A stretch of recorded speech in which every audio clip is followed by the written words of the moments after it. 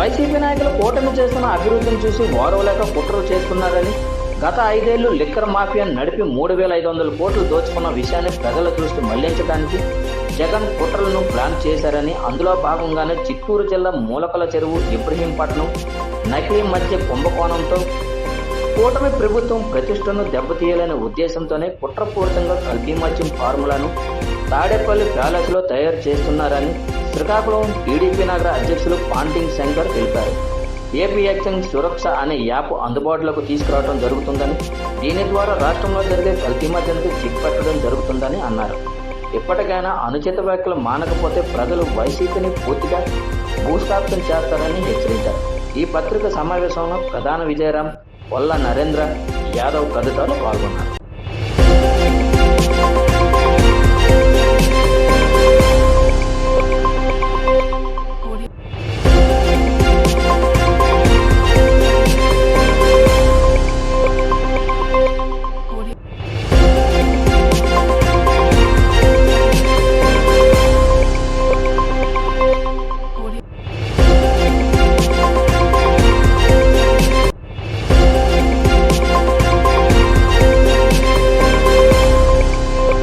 కూటమి ప్రభుత్వం ఆదేశాల మేరకు స్థానిక శాసనసభ్యులు గౌనీయులు బొండి శంకర్ గారు, అలాగే నాయకులు మేము కూడా ఆయనతో ప్రతి వైన్ షాపులకి వెళ్ళి ఐఆర్పి కోడ్ని టెస్ట్ చేసుకొని వాళ్ళు ఎంఆర్పి రేటుకి అమ్ముతున్నారా లేదా ఆ కోడ్ని స్వయంగా బొండి శంకర్ గారే పర్యవేక్షించి వాళ్ళందరితో మాట్లాడి అసలు ఎంఆర్పి రేట్లకు అమ్ముతున్నారా లేదా కనుక్కొని కల్తీ మందు లేకుండా చెక్ చేయడం విధానం మా కూటమి ప్రభుత్వం అవలంబించింది. ఇది మంచి శుభదాయకము.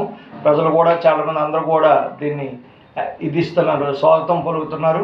అదేవిధంగా ఈరోజు కూటమి ప్రభుత్వంలో అసలు మద్యం అనేది అసలు పేర్లు విన్నవి ఈ రకరకాల పేర్లతోటి డూప్లికేట్ మద్యం అమ్మి చాలా మందికి హార్ట్ స్ట్రోకులు, పెరాల్ స్ట్రోకులు వచ్చిన ఎంతోమంది ఉన్నారు.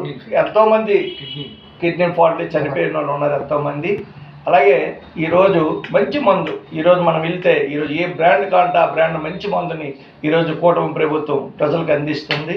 అదేవిధంగా ఈరోజు వాళ్ళు ఉన్నారు, ఈరోజు జోగి రమేష్ గారు వీళ్ళందరూ కూడాను, గోవర్ధన్ రెడ్డి గారు ఈరోజు వాళ్ళు జైలుకి వెళ్ళే పరిస్థితుల్లో ఉన్నారు. వాళ్ళంతా ఎవిడెన్స్ అందరితో సహా దొరికారు.